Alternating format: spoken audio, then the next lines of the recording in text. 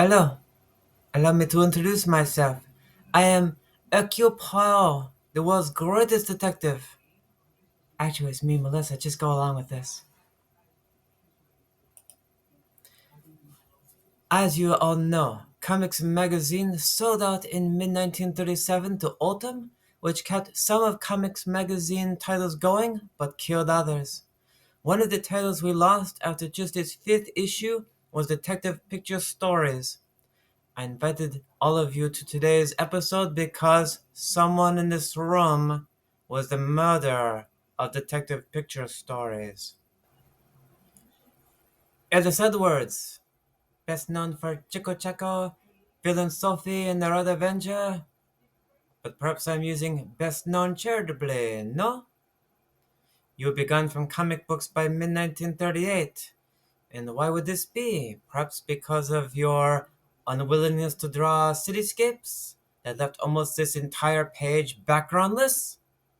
But no, you acquit yourself surprisingly well later in this same story, with the shock of seeing the dead man drawn realistically when all the other characters had been cartoony, and then it becomes obvious that rural landscapes are your true forte. Hercule, he misses no one, not even one so illustrious in the history of comic books as Will Eisner.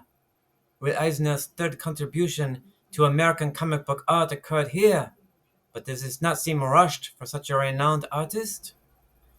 Surely this pales even compared to his earlier two stories, The Brothers Three and Wild Tex Martin. Could it be that you are too busy with your other projects?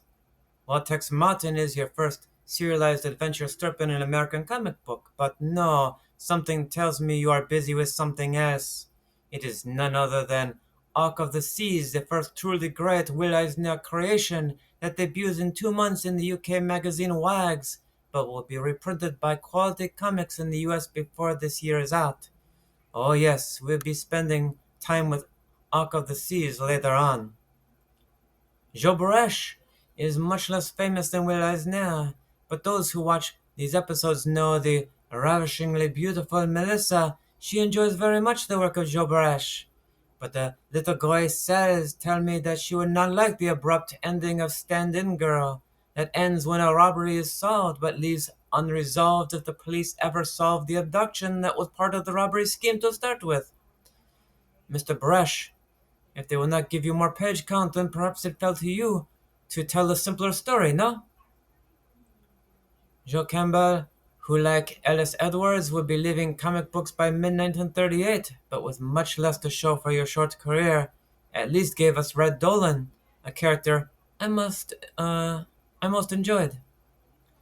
But this story, Kidnapped, starring a college football player amusingly named Tom Collins, this is not up to Red Dolan's standards. And here's a perfect example of a lazily constructed panel to prove it. Is your heart just not in comic books, Mr. Campbell? It is a mystery perhaps even Hercule Poirot himself cannot solve. Where Comics Magazine found all its contributors.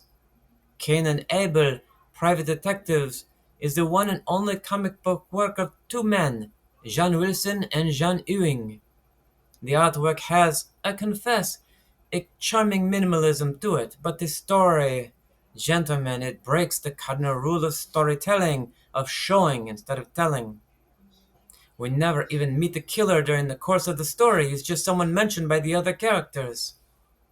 These flaws, along with the fact that neither of you ever make another comic book story, it makes Hercule wonder if you were ever serious about comic books at all. And the list of amateurs or amateur efforts, they keep going on. Victor Dowling, a prolific contributor to Comics Magazine despite your hatching heavy inking looking more appropriate for Victorian-era fiction than modern 1930s comic books. E.F. Webster, who seems to be deliberately drawing people as flat and two-dimensional as possible, as if they were cardboard cutouts posed in the scenes.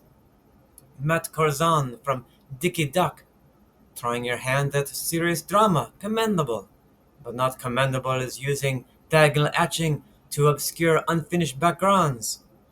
And need I even mention the most obvious suspect of all, the colorist, for half of the issues are still in black and white.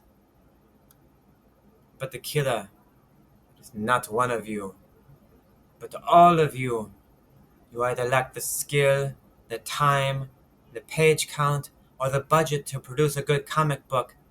You people, with your kangaroo jury and your kangaroo justice, you had no right to take the law into your own hands. But here we are. Detective Picture Stories has become the first fatality in the budding comic book industry, followed closely by Western Picture Stories 2 months later. It is the story of the survivors we move to next. And scene. Oh, wow. Well, that was fun. I'm going to wash this off and then I will work on post production. And I hope that you enjoyed this a little bit more offbeat episode. And I'll see you next time. Bye for now.